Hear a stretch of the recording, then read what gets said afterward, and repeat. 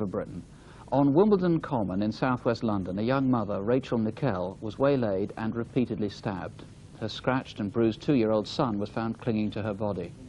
It appears to be a random killing, which of course makes it extremely hard to solve.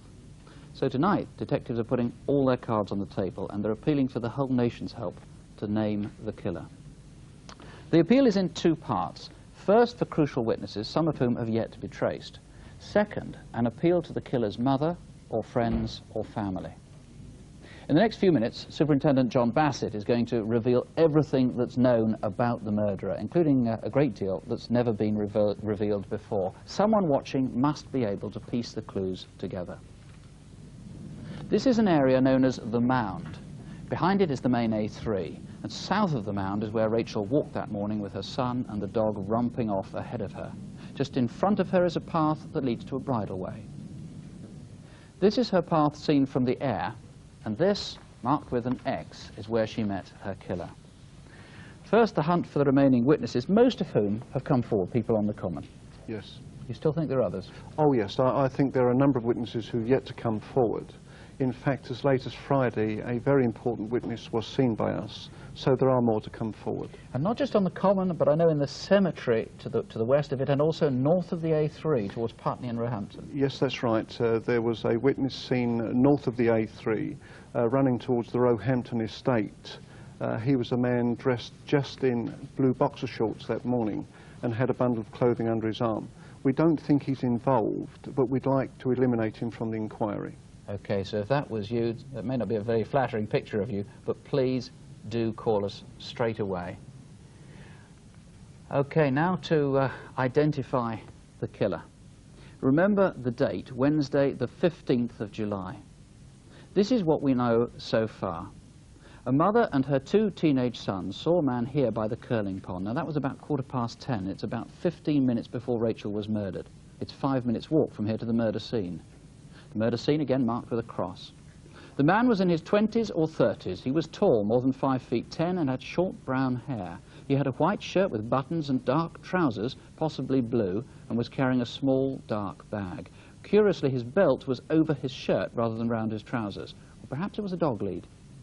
He seemed to bend forward slightly as he walked. Was he trying to hide his face? The family who saw him were suspicious because they had the impression he was following a woman. Now, that woman was the one who was traced on Friday. She thought the man was probably on his way to work, but a few minutes later, about 10:20, he reappeared back by the pond. No one saw him go down south on the open ground towards the mound, but if he took this path, it would lead him through the trees towards Rachel Nickell.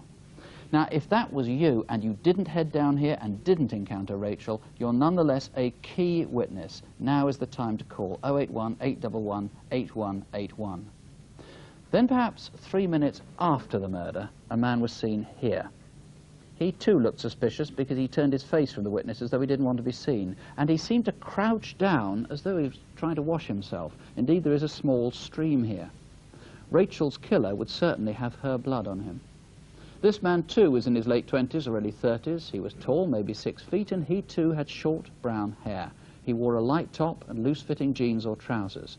Again, he was carrying a dark bag. Again, if it was you and you had nothing to do with the murder, call us now, 081 811 8181. Now, from this point, let's add some informed conjecture. A consultant clinical psychologist has been handed evidence of Rachel's murder, and he's been comparing its hallmarks with other psychopathic killings. He's drawing up a likely profile of the killer, and though it won't be completed until next week, his official guidance is already as follows. The killer is under the age of 30. He lives locally. He still lives at home with his mum or parents, or alone in a hostel or a bedsit. He's untidy and disorganized. It's possible he has a bike, but he probably doesn't drive a car. He's a low achiever, so he's never done well at exams. He's not very good at conversation. He has few friends and has solitary hobbies. He may have an interest in martial arts. He likes pornography, including some of the violent sort. He doesn't have a steady girlfriend. If he's had previous girlfriends, they'll have found him unsatisfying, sexually inexperienced, and wanting to act out domineering gameplay. He's pestered women before. Indeed, he may have been caught for minor sex offences. He may well have an unskilled job, Though if he does, remember, he certainly had that Wednesday morning off back in mid-July. His family will know that something's wrong with him, but they'll obviously find it hard to admit, even to themselves. They'll have noticed his mood changed after mid-July. He was upset or excitable for a few days after that. Above all, he could cause a tragedy and suffering like this again. Now, remember, some of these guidelines could be wrong, but if you can put several clues together and they fit someone you know, we all know the importance of this. Please do call us. John Bassett, it's going to be so difficult for a family, whatever their suspicions, to ring. I mean, to imagine that someone close to them, or a girlfriend, someone that close to them at some stage could have done this. Yes, it's going to be very, very difficult. But I would appeal to the females of the Wimbledon area to come forward and identify this man. He is a local man, and I believe a mother, sister, or girlfriend knows the identity of this man.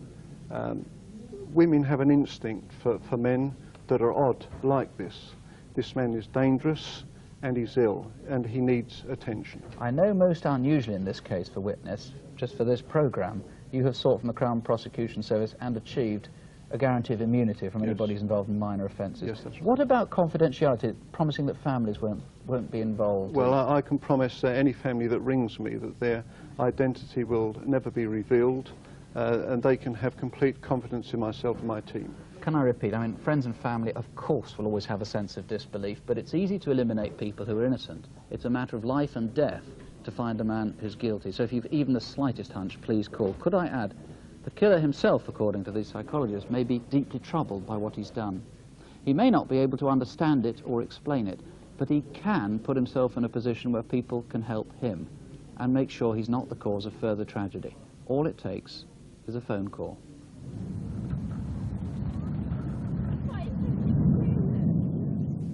If you have any information, please call. You can ask to speak to a woman if you prefer, and there are BBC researchers here too. Or you can call the incident room in Wimbledon. That's on 081 947 1212. Please persevere if you find any of these numbers busy. Wimbledon 1 again, 081 947 1212.